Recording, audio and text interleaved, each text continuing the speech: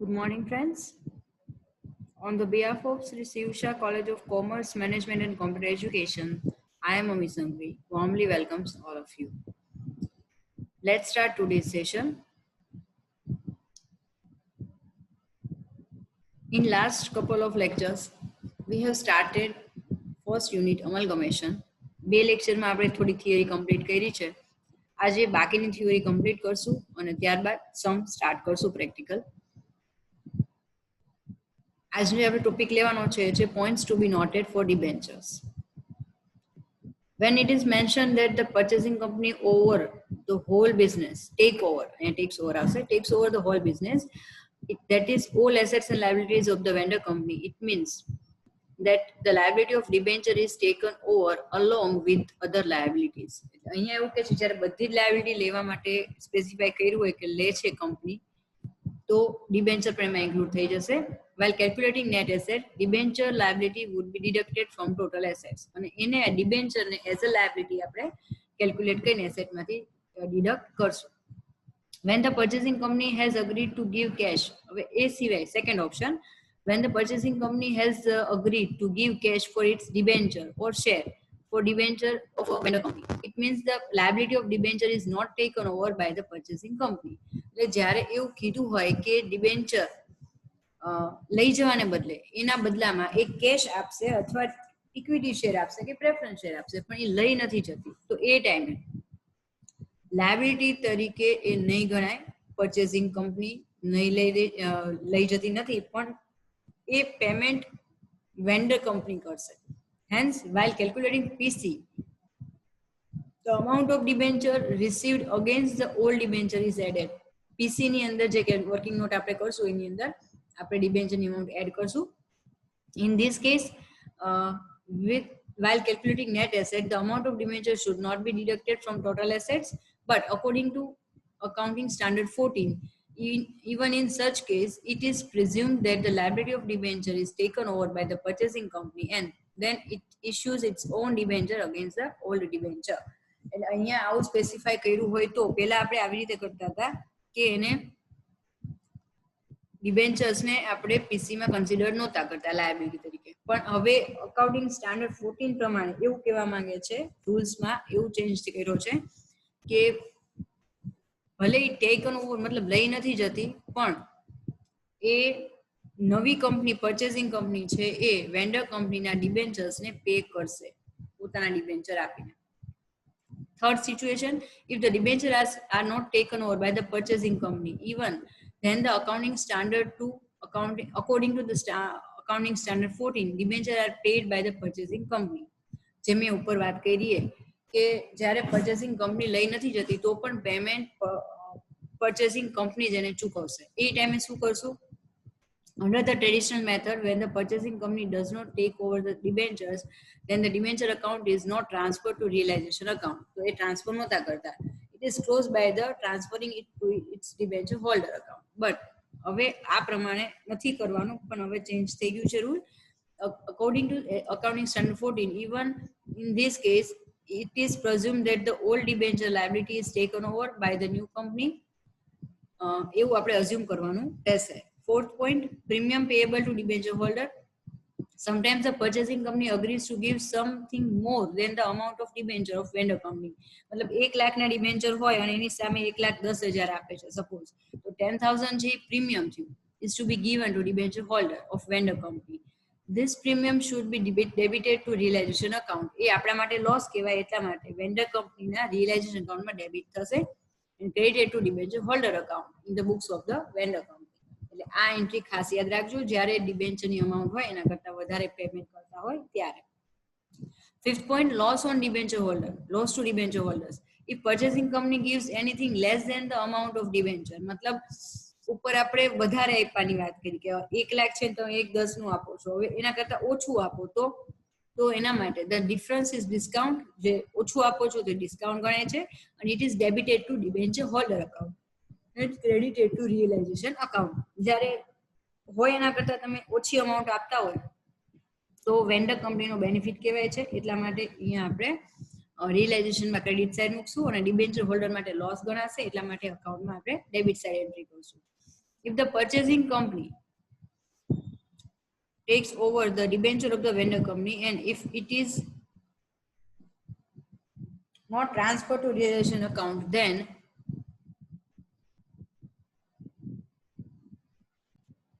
the amount of premium or discount on the payment of such debenture is transferred to realization account and the accounting entry would be as under. So realization account debit to debenture holder account. તો આ રીતે આપણે entry થશે. હવે આપણે આગળ જોઈએ તો points to be noted for preference shares. હવે આમાં બની શકે કે થિયરી વખતે તમને ન સમજાણું હોય ક્યારેક કોઈ પોઈન્ટ, તો જ્યારે પ્રેક્ટિકલ સમ કરશું તો હું તમને ત્યારે ડિટેલમાં પણ સમજાવીશ, જેથી કરીને કદાચ થિયરીના લેક્ચર્સ કન્ટિન્યુ તમે અટેન્ડ ના કર્યા હોય તો કોઈ ઇશ્યુ થાય નહીં. તો હવે ડિબેન્ચરના પોઈન્ટ્સ બધા જ આપણે યાદ કરી લીધા. હવે આપણે પ્રેફરન્સ શેરની જ્યારે આપણે એન્ટ્રી કરશું એના માટેનું જોઈ લઈએ. If the vendor company has issued preference share over and above the equity share, the separate accounts of preference share holder and equity share must be prepared. અલગથી તમારે બંને અકાઉન્ટ્સ બનાવવા પડશે. Second point, the item appearing under the heading of reserve and surplus vendor company or profit and loss account should be transferred to equity share holders account. તો અહીંયા જ્યારે equity share કેપિટલની વાત આવે છે તો એની સાથે સાથે તમામ પ્રકારના રિઝર્વ ફંડ છે એ ઇક્વિટી શેર હોલ્ડરને ટ્રાન્સફર થાય છે. Now if the amount to be paid to preference share holder in the purchase consideration is more or less than the amount to preference share capital, the balance to be transferred to realization account. જે આપણે ડિબેન્ચરમાં કર્યું એ પ્રમાણે તમે હોય એના કરતા વધારે આપો છો તો રિયલાઇઝેશનની ડેબિટ સાઇડ એન્ટ્રી કરશું અને હોય એના કરતા ઓછી અમાઉન્ટ આપણે પે કરીએ છીએ તો રિયલાઇઝેશનની ક્રેડિટ સાઇડ આપણે એની એન્ટ્રી કરશું. The balance amount of profit and loss of realization account should be transferred to equity shareholder. તો અહીંયા આપણે એ રીતે એન્ટ્રી કરશું. Entries in the books of the purchasing company. આપણે વેન્ડર કંપનીની એન્ટ્રી બધી જોઈ લીધી. અહીંયા એક્ઝામ્પલ આપ્યા છે જે અત્યારે ન જોઈ તો ચાલશે. Entries in the books of the purchasing company. સૌથી પહેલા આવે છે goodwill or capital reserve. જ્યારે પણ તમે નેટ એસેટ કરતા પરચેસ કન્સિડરેશન વધારે આપો છો તો ગુડવિલ ઊભી થાય છે અને નેટ એસેટ કરતા પરચેસ કન્સિડરેશન ઓછું આપો છો તો કેપિટલ રિઝર્વ ઊભું થાય છે. તો આ બંને કેસમાં કોઈ પણ એક વસ્તુ ઊભી થશે. તો ગુડવિલ ઓર કેપિટલ રિઝર્વ હોય તો before passing any entry it will be necessary to find out the amount of goodwill or capital reserve, જે મેં તમને વાત કરી. પરચેસ પ્રાઇસ ઇઝ મોર, જ્યારે વધારે હોય મેં તમને વાત કરી એ પ્રમાણે ગુડવિલ ક્યારે આવશે જ્યારે પીસી વધુ હોય એને કરતા અને કેપિટલ રિઝર્વ ક્યારે આવશે એને વધારે હોય પીસી કરતા. હવે ફર્સ્ટ એન્ટ્રી કઈ આવશે in the books of purchasing company. તો જે કાંઈ પણ આપણે વેન્ડર કંપનીની એસેટ્સ લીધી છે એ તમામ એસેટ્સ અકાઉન્ટ ડેબિટ કરવાનું. જો ગુડવિલ આવી હોય તો ગુડવિલ અકાઉન્ટ ડેબિટ થશે.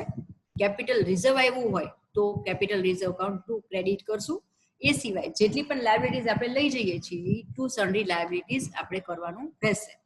અને લાસ્ટમાં આનો જે ડિફરન્સ આવે to liquidator of the vendor company purchase કન્સિડરેશનમાં જેટલી અમાઉન્ટ આપી છે એ આપણે મૂકવાની રહેશે. તો આ રીતે આપણે પહેલી એન્ટ્રી કમ્પ્લીટ કરી. નીચેની આ બે ઓપ્શન અત્યારે આપણે જોવાના નથી. આપણે જેટલા પણ સમ કરશું એમાં આપણે આ જ રીતે કરવાનું રહેશે. હવે નેક્સ્ટ લઈ લઈએ.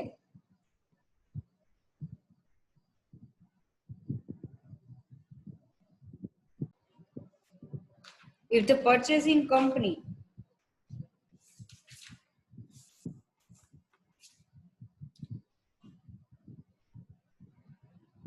agreed to pay the liquidation expense of the vendor company, જો એ અગ્રી કરતી હોય તો it may be included in the purchase consideration. If it is included in the purchase consideration, no separate entry is to be made. But when the liquidation expense of the vendor company are to be paid by the purchasing company, હવે જુઓ પીસી તરીકે આપણે કેશમાં ગણ્યું હોય તો એની entry અલગથી નહીં થાય, પણ એવું કહેવામાં આવે કે એનું પેમેન્ટ વેન્ડર કંપની કરશે. લિક્વિડેશન એક્સપેન્સ એટલે શું? તો જૂની બંને કંપનીઓ જ્યારે કમ્પ્લીટ પૂરી થાય છે, ક્લોઝ કરીએ છીએ આપણે, વાઇન્ડ અપ કરીએ છીએ, ત્યારે એ કંપનીનો લિક્વિડેશન એક્સપેન્સ થતો હોય છે. તો ક્યારેક પરચેસિંગ કંપની ઓફર કરે છે કે તમારો લિક્વિડેશન એક્સપેન્સ અમે પે કરશું. તો એઝ અ પેમેન્ટ જો એ લોકોને પીસીમાં અમાઉન્ટ આપી દીધી હોય તો સેપરેટ એન્ટ્રી નહીં થાય, પણ જ્યારે વેન્ડર કંપનીનો એક્સપેન્સ છે એ પરચેસિંગ કંપની પે કરશે ત્યારે આપણે અહીંયા આ પ્રમાણેની એન્ટ્રી કરવાની આવશે. સેપરેટ એન્ટ્રી આવશે goodwill or capital reserve account debit to bank. Last fifth સ્ટેજમાં આપણે બેલેન્સ શીટ બનાવવાની આવશે. તમામ એસેટ્સ જે વેન્ડર કંપનીની લીધી છે એ એસેટ્સમાં કરશું. લાયબિલિટીઝ જે કંઈ પણ લઈ ગયા છે લાયબિલિટીમાં નવી કિંમતે દેખાડશું. ગુડવિલ અથવા કેપિટલ રિઝર્વ જે છે એ પણ નવી બેલેન્સ શીટમાં દેખાડવાની રહેશે. If the new company has given its share for purchasing consideration, it would be shown as the paid up share capital. હવે અહીંયા તમારે યાદ રાખજો, અગાઉ પણ મેં વાત કરી હતી, પર્ચેસિંગ કંપની છે એ તમને as a purchase price equity share આપી શકે છે, પ્રેફરન્સ શેર આપી શકે છે, ડિબેન્ચર આપી શકે છે અને કેશ આપી શકે છે. તો આ જે કાંઈ પણ ડિટેલ્સ તમને આપી છે એ paid up capital, equity share આપ્યા હોય તો પેઇડ અપ કેપિટલ, રેફરન્સમાં પણ પેઇડ અપ કેપિટલ, ડિબેન્ચર્સ આપ્યા હોય તો એની એન્ટ્રી આપણે લોંગ ટર્મ લાયબિલિટીમાં કરશું. તો આ રીતે તમામ એન્ટ્રીઝ આપણે in the books of purchasing company સૌથી પહેલા તમારે જનરલ એન્ટ્રી કરવાની આવે છે, 4 કેટેગરી આવી, અને લાસ્ટમાં તમારે બેલેન્સ શીટ બનાવવાની આવશે. તો આટલું આપણે થિયોરી કમ્પ્લીટ કરી છે કે અગાઉના સેશનમાં આપણે જોયું કે વેન્ડર કંપનીમાં જનરલ એન્ટ્રી કેવી રીતે કરવાની અને શું કરવાનું. અહીંયા આપણે આજે પરચેઝિંગ કંપનીની એન્ટ્રી કમ્પ્લીટ કરી. હવે આપણે સમ સ્ટાર્ટ કરશું. આજે 2 સેશન લઉં છું. અત્યારે આ થિયરી કમ્પ્લીટ કરી, નેક્સ્ટ સેશનમાં આપણે સમ સ્ટાર્ટ કરી દઈશું. ઓકે.